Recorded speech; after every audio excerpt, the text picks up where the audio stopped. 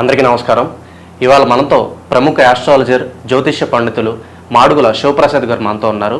June నెలలో ఏ రాశుల వారికి ఎలా ఉంటుందో ఒకసారి ఆయన మాటలను తెలుసుకుందాం. గురుగారు నమస్కారం. ఆశీర్వచనం నాయన. గురుగారు, జూన్ నెలలో ఒకసారి రాశి ఫలాల గురించి ఒకసారి కాస్త వివరించండి గురుగారు. శ్రీ మహాగణాధిపతయే నమః. ఐం మహాసరస్వత్యే నమః. శ్రీ లలితాంబికాదేవ్యే నమః. రాశి ఫలాల కార్యక్రమములో భాగంగా జూన్ 1వ తేదీ నుండి నెలాఖరు వరకు 12 రాసుల వాళ్లకు కూడా ఎలా ఉంటుంది, ఏమిటి, ఏమి మేలు జరుగుతుంది, ఏమేమి పనులు చేసుకోవచ్చు అనేటువంటి విధి విధానాలు ప్రతి నెల చెప్పుకున్నట్టుగానే ప్రతి మాసము తెలుసుకునేట్టుగానే ఈసారి కూడా తెలియజేయటం అనేటువంటిది జరుగుతూ ఉన్నది. అయితే మామూలుగా కొంతమందికి మిశ్రమ ఫలితాలు కానీ, కొన్ని రాసుల వాళ్లకు చాలా బాగుంది అని కానీ చెబుతూ ఉంటాం ఆయా గ్రహస్థితుల యొక్క దృష్ట్యా. అయితే ఏది ఏమైనా రాసుల ప్రకారముగా అందరికీ బాగుండినను లగ్నము ఏ లగ్నములో అయితే పుట్టి ఉంటారో, అందరూ ఒకే లగ్నానికి పుట్టి ఉండరు కదా. అందుకని ఏ లగ్నంలో పుట్టి ఉన్నారో చూసుకుంటే కొంతమందికి బాగా జరగవచ్చును, కొంతమందికి మధ్యస్థముగా జరగవచ్చును, కొంతమందికి రాసుల ప్రకారంగా బాగుంది అని చెబుతున్నారు కానీ గురువుగారు మాకేమీ అలా జరగటం లేదే అనేటువంటి భావనతో కూడా ఉంటారు.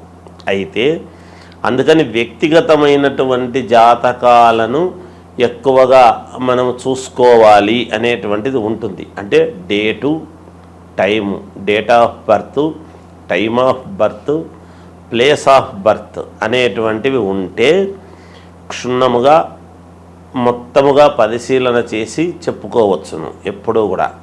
అందువల్ల వ్యక్తిగతమైనటువంటి జాతకాలను మీకు నచ్చిన వాళ్ళ దగ్గర, మీకు అనుకూలం ఎవరి దగ్గర ఉంటే వాళ్ళ దగ్గర ఒకసారి చూపించుకొని ఏవైనా చిన్నపాటి పరిహారాలు అవి ఉంటే చేసుకుంటే రాసుల ప్రకారముగా బాగుంది అన్నప్పుడు మరి ఈ రాసే కదా మాది ఎందుకు బాగలేదు అని ఒక్కసారి చూపించుకుంటే దాంట్లో తగిన విధముగా పరిహారం అనేటువంటిది చేసుకుంటే మీకు కూడా బాగుంటుంది అని తెలియజేస్తున్నాను.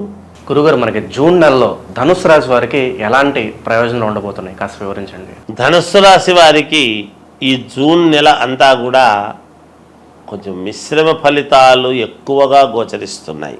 అంత యోగదాయకముగా లేదు ధనుస్సు రాశి వారికి అనే చెప్పాలి. ఎందుకంటే ధనుస్సు రాశికి అధిపతి, ధనుర్లగ్నానికి ధనురాశికి అధిపతి గురువు. ఆ గురువు మార్పు వలన అనేటువంటిది కానీ ఉన్న గ్రహస్థితుల వల్ల కానీ ధనుస్సు రాశికి అంత యోగదాయకముగా లేదు ఈ మాసం. ఏదో మామూలుగా నడుస్తూ ఉంది అంటే నడుస్తూ ఉంది. వచ్చేటువంటి డబ్బు కూడా ఏదో రావాల్సిండేటువంటిది సకాలంలో మామూలుగా వస్తుంది. కొత్తగా కష్టపడి మనం ఏదైనా లాభాలు అట్లాంటివి తెచ్చుకోవాలి అనేటువంటివి అయితే ఏమీ ఉండవు. శ్రమ ఉంటుంది కానీ శ్రమకు తగినటువంటి ఫలితం అయితే రాదుగాక. దాని వలన మానసికంగా బాధ కలుగుతుంది. ఏమి చేస్తే నాకు ముందుకు వెళ్ళగలను, నేను ఏం చేస్తే బాగుంటుంది అనేటువంటి ఆలోచన చేసుకోవటానికే ఈ మాసం అంతా కూడా సమయం పోతుంది కాక. సహజంగా కొన్ని పనులు కావు, విరుద్ధమవుతాయి. కొన్ని పనులు దగ్గరి వరకు వచ్చి తప్పిపోతూ ఉంటాయి ధనుస్సు రాశి వాళ్లకు. ఇవన్నీ కూడా గ్రహస్థితుల యొక్క ప్రభావము వలననే అనేటువంటిది మనం గమనించాలి. కనుక ఇప్పుడు విదేశాలకు వెళ్ళాలి అనుకునేటువంటి వాళ్ళకు కానీ, లేదా ఇక్కడే రాజకీయ నాయకులు కావాలి అని కోరుకునేటువంటి వాళ్లకు కానీ, అనేక రంగాల్లో అనేక రకాల వ్యాపారస్తులు ఉంటారు. వాళ్ళందరికీ కానీ ఒకటే వ్యాపారమే ఉండదు కదా. ఒక్కొక్కరు ఒక్కొక్క రకమైనటువంటి వ్యాపారాలు చేస్తుంటారు కదా. మరి ఆయా రంగాలలో ఉండేటువంటి వాళ్లకు ఎవ్వరికైనా సరే ఈసారి ధనుస్సు రాశి మాది అని అనుకున్నటువంటి వాళ్లకు ఎంతో కొంత నష్టము, ఇబ్బంది అనేటువంటిదైతే ఉన్నది.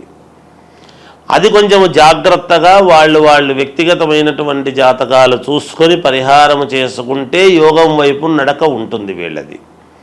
కొన్ని ఇబ్బందులు కలుగుతాయి సహజంగా, వ్యాపారంలో చిన్నపాటి ఇబ్బందులు, రావాల్సినటువంటి ధనము 10 సార్లు తిరిగినా రాకపోవటము, లేదా ఎక్కువ ఇచ్చేటువంటి వాడు తక్కువగా మాసం ఇస్తాను అనేటువంటి విషయం అనిపించుకునేటువంటి విధానముగా కానీ ఇలా ఉండబోతున్నది ధనుస్సు రాశి వాళ్ళది. కాబట్టి ధనుస్సు రాశి వాళ్ళది అంత యోగదాయకముగా ఈ మాసము లేదు అనే చెప్పాలి. శుభకార్యాలకు సంబంధించినటువంటి విషయాలు వాయిదా పడడం కానీ, కోర్టుకు సంబంధించినటువంటి విషయాలు వాయిదా పడడం కానీ ఇలాంటివన్నీ కూడా ఉంటాయి.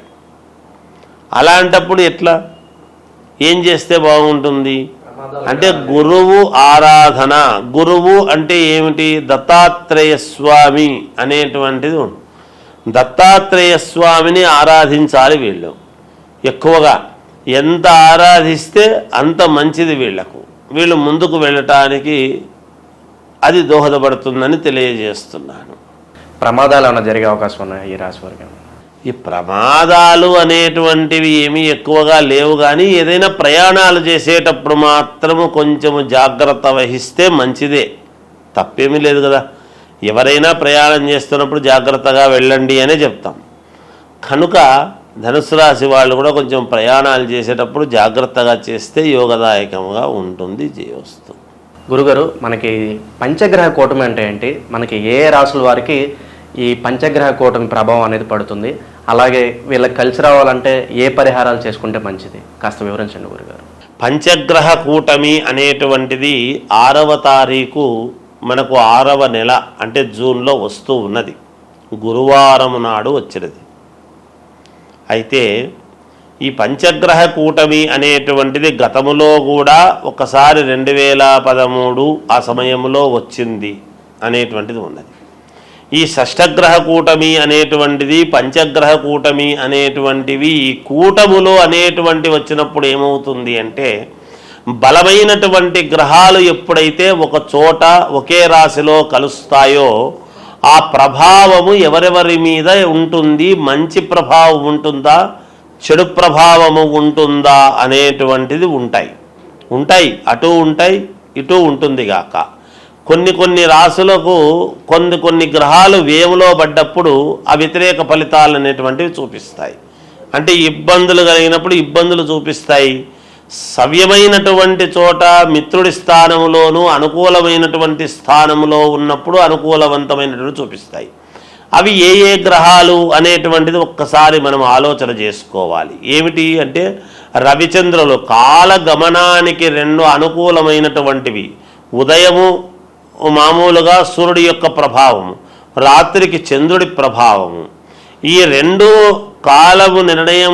కాలాన్ని నిర్ణయించేటువంటివి. కాబట్టి ఈ 2 గ్రహాలు ఒక చోట ఉంటే బుధ ఆదిత్య యోగం అనేటువంటిది మన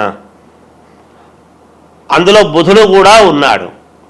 రవి బుధులు ఉండేటువంటి దాని వలన బుధాదిత్య యోగం అనేటువంటిది కూడా ఉన్నది. అలాగే శుక్రుడు అక్కడే ఉన్నాడు, గురువు అక్కడే ఉన్నాడు. మొన్ననే 1వ తారీఖు వృషభంలోకి గురువు వచ్చినటువంటి సంగతి కూడా అందరికీ తెలిసిండేటువంటిదే. అందువలన ఇవి 5 గ్రహాలు అంటే గురువు, శుక్రుడు, బుధుడు, రవి, చంద్రుడు. ఈ 5 గ్రహాలు ఒకే చోట ఉండేటువంటి దాని వలన కొన్ని రాశులకు మహాద్భుతమైనటువంటి యోగం అని ఉన్నది. ఈ గ్రహాలు యోగాన్నిచ్చేటువంటి వాళ్ళ రాశులు ఏవేవి అని మనం ఒక్కసారి గనక చూసుకున్నట్టయితే, మేషరాశి వాళ్లకు మహాద్భుతముగా ఉండబోతున్నది, కర్కాటక రాశి వాళ్లకు మహాద్భుతముగా ఉండబోతున్నది, కన్యారాశి వాళ్లకు మహాయోగవంతముగా ఉండబోతూ ఉన్నది, వృశ్చిక రాశి వాళ్లకు చాలా అంటే చాలా బాగుండబోతున్నది. అలాగే మామూలుగా మకర రాశి వాళ్లకు కూడా చాలా బాగా ఉండబోతున్నది. ఇక కుంభరాశి వాళ్లకు కూడా కొంతవరకు బాగానే ఉంటుంది. అయితే ఇందులో ఇప్పుడు నేను చెప్పని గ్రహాలు ఉంటాయి కదా, ఇవి కొంచెము చిన్న ఇబ్బందికరమైనటువంటి పరిస్థితి. ఏమిటయ్యా అవి అంటే, అసలు ఎక్కడైతే ఉన్నాయో స్థానములో అన్నీ బరువైనటువంటివి ఏవైతే ఉన్నాయో వృషభ రాశికి సమస్యే. ఒక చోట కూటమి అని ఏర్పాటు చేసినప్పుడు, ఒకే చోట ఉన్నప్పుడు అక్కడ వృషభ రాశికి ఇబ్బంది, మిథున రాశి వాళ్లకు కొంత ఇబ్బందే, కొంచెము సింహరాశి వాళ్లకు కొంత ఇబ్బంది, అలాగే తులారాశి వాళ్లకు ఇబ్బంది, ధనుస్సు రాశి వాళ్లకు మరీ ఇబ్బంది. వీటి వలన ఏమిటి, ధనుస్సు రాశి వాళ్లకు ఇంకోటి కూడా ఉంది. దీంట్లో ఒక చిన్న ఇది చెప్పుకోవాలి మనం. ఎవరైనా గర్భవతులుగా ధనుస్సు రాశి వాళ్ళు గనక ఉన్నారు అంటే కొంచెము జాగ్రత్తగా ఉండాలి అనేటువంటిది ఉన్నది ఒకటి. అలాగే మీనరాశి వాళ్ళది ఇబ్బంది ఏమీ లేదు, చిన్నపాటి ఇది ఉంటుంది దానికి. ఇలా కొన్ని రాసుల వాళ్లకు కొంత ఫలితాలు ఇవ్వటములో తారుమారవుతాయి. ముందే మామూలుగా అంతంత మాత్రముగా ఉంటాయి. ఈ పనులు జరిగితే బాగుంటుంది, ఈ వివాహం అయితే బాగుంటుంది, ఈ ఉద్యోగం వస్తే బాగుంటుంది, ఈ విదేశాలకు వెళితే బాగుంటుంది, లేదా ఇంకొకటి మనకు ఇది తీరితే మనకు మేలు జరుగుతుంది, ఈ ధనము రావాల్సిండేటువంటిది ఉన్నది, ఈ పొలము మనకు వాయిదాలు లేకోకుండా మన వైపు తీర్పు వస్తే బాగుంటుంది. ఇలా ఒకటి కాదు, రెండు కాదు, అనేక రకాల సమస్యలతో ఉంటారు. వాటన్నిటికీ కూడా ఒక్కసారిగా ఇన్ని గ్రహాలు ఇక్కడ ఉండేటప్పటికీ కొన్ని చెడు ఫలితాలు అనేటువంటివి ఇస్తాయి కదా. మాలాంటి వాళ్ళము ఎప్పుడూ కూడా బాగుంటుంది, బాగుండాలనే కోరుకోవాలి, కానీ భయోత్పాతమైనటువంటివి ఎప్పుడూ చెప్పరాదని నా వ్యక్తిగత అభిప్రాయం. చిన్నవి ప్రతి వాళ్ళ జీవితంలోనూ ఉంటాయి. ఉన్నంత మాత్రాన అవి పర్వాలేదు, ఏం పర్లేదు, మీకు బాగుంటుందంటే మీకు మానసికమైనటువంటి సంతోషం ఉంటుంది, కానీ మీకు ఇది బాగాలేదు అది బాగలేదు అని చెబితే ఎలాగబ్బా, ఆర్థిక ఇబ్బందులు అనేక రకాల సమస్యలతో ఉంటారు ఈ రోజులలో.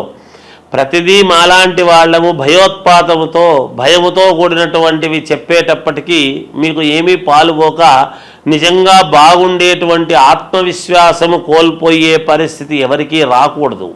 అందువలన చిన్నపాటి ఇబ్బందులు, సముద్రము అన్న తర్వాత అలలు, మానవ జీవితం అన్న తర్వాత ఒడిదుడుకులు ఉంటాయి, సహజం అది, దానికి ఎవరు భయపడక్కర్లేదు.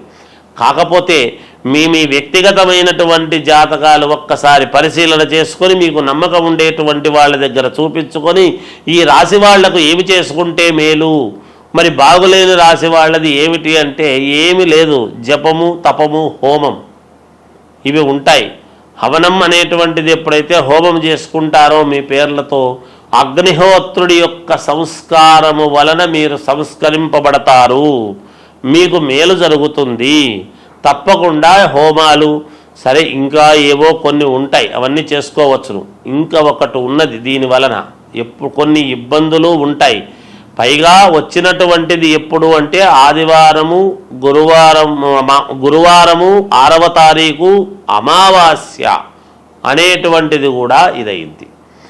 దాని వలన ఈ గ్రహాల యొక్క దీని వలన అమావాస్య కూడా గురువారం రోజు, పైన గురువు, మనకు ఏ యోగం ఇవ్వాలన్నా గురుబలం బాగుంటే అన్ని జరుగుతాయి అనేటువంటిది ఉన్నది నానుడి. ఈ గురువు అనేటువంటి వాడు ఎవరు? దత్తాత్రేయ స్వామి, వ్యాస మహర్షిని మనము గురువు అని భావిస్తాం. అలా దత్తాత్రేయ స్వామిని మనము గురువు అని అనుకుంటున్నప్పుడు గురువారం రోజే వెళతాం. దత్తాత్రేయ స్వామి ఎవరు? త్రిమూర్తులు కలిస్తే దత్తాత్రేయుడు. దత్తాత్రేయుడి దగ్గర 4 వేదాలు, 4 వేదాలకు సంబంధించినటువంటి ఇది. అలాగే ఈరోజు ఎవరైనా యంత్ర పూజలు చేసుకునేటువంటి వాళ్ళము, మాలాంటి వాళ్ళం మేము చేసేటువంటిది ఏమిటి అంటే మామూలుగా తాంత్రిక విద్యలు అని ఉంటాయి. అవేమి చెడు కాదు. తాంత్రిక విద్యలు అంటే శీఘ్ర ఫలితాలు రావటానికి అని ఉంటుంది. ఎవరికైనా ఏదైనా కావాలి అన్నప్పుడు తాంత్రిక విద్యలతో శీఘ్ర ఫలితాలు రావటానికి కొన్ని ప్రయోగాలు ఉంటాయి. అవి కొంచెం విశేషమైనటువంటి ప్రయోగాలు ఉంటాయి. మనకు అనుకూలముగా జరగటానికి ఒక పని అనేటువంటిది చేసుకోవటానికి అది మనము ఏదైనా ఒక పని మన వశం కావాలి అని అనుకున్నప్పుడు, వశము కావాలి అంటే అందరూ తప్పు అర్థం చేసుకుంటుంటారు. ఏదో అనవసరమైనవన్నీ మన వశం కావాలి, చెయ్యాలి అని అనుకునేటువంటి ఇది ఉంటుంది. అలా ఉండకూడదు ఎప్పుడూ కూడా. ఎందుకంటే మనకు ఒక మంత్రము మన వశము కావాలి, ఒక ఉద్యోగము మనకు కావాలి అని ఇలా కొన్ని ఉంటాయి. శీఘ్రముగా తొందరగా మన కోరికలు ఫలించాలి అనేటువంటివి. అలా శీఘ్ర ఫలితాలు రావటానికి యంత్ర పూజలు అని ఉంటాయి. అవి ఇటువంటి రోజులు మేము దాన్ని చాలా జాగ్రత్తగా వాడుకుంటాము గాక, పోగొట్టుకోకుండా. ఎందుకంటే మమ్మల్ని నమ్మి మాకు ఈ పని కావాలి అని ఎంతోమంది అడుగుతూ ఉంటారు కాబట్టి వాళ్ళ పనులు సక్రమముగా నెరవేరాలి అన్నప్పుడు ఇలాంటి సమయాలు చాలా యోగవంతమైనటువంటి సమయం. ఈ సమయాన్ని మేము పోగొట్టుకోకుండా జాగ్రత్తగా శీఘ్ర ఫలితాలు రావటానికి కొన్ని ప్రయోగాలు చేసుకోవటానికి ఈ సమయము, ఈ పంచగ్రహ కూటమి అనేటువంటిది చాలా ముఖ్యమైనటువంటిది. మీరు కొన్ని సినిమాల్లో చూస్తుంటారు, ఫలానా రోజు ఒకే లైన్లోకి గ్రహాలన్నీ వస్తుంటాయి అంటే ఈ కొంచెము ఏవేవో కొన్ని వీటికి సంబంధించినటువంటివి అవన్నీ ఇగో ఇలా వస్తుంది, ఈ వజ్రం వస్తుంది, ఇవి దొరుకుతాయి, ఈ నిధులు ఇలా ఉంటాయి అనేటువంటివి వింటూ ఉంటాం. అవన్నీ ఊరికే కాదు, నిజంగా కూడా శాస్త్రాలలో ఉన్నటువంటివే. ఎవరు సినిమాలు కూడా తప్పుగా తీయరు, ఎంతో ప్రామాణికము ఉంటేనే చూసి తీస్తారు, ఏదో ఒకటిలే అని చెప్పి తీయరు. అందుకని ఇది ఈ పంచగ్రహ కూటమి అనేటువంటిది కొన్ని విషయాలకు చాలా యోగవంతమైనటువంటిది. మనము యోగమేదో అది మాట్లాడదాం. ఇబ్బందులు ఉంటే చిన్న చిన్న ఇబ్బందులు ఉండేటువంటి వాళ్ళు వాటిని సర్దిద్దుకుంటారు గాక, ఇబ్బంది ఏమీ లేదు.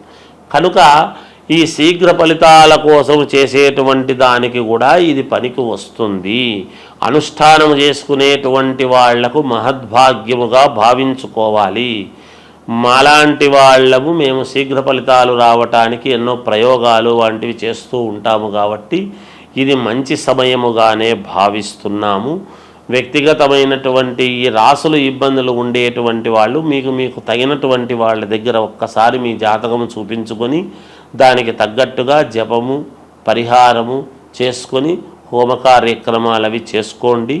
ఎవరైనా ఏదైనా ఉంటే అడగండి, తెలియజేస్తాముగాక. జయోస్తు. పంచగ్రహ కూటమి గురించి చాలా చక్కగా వివరించారు గురుగారు.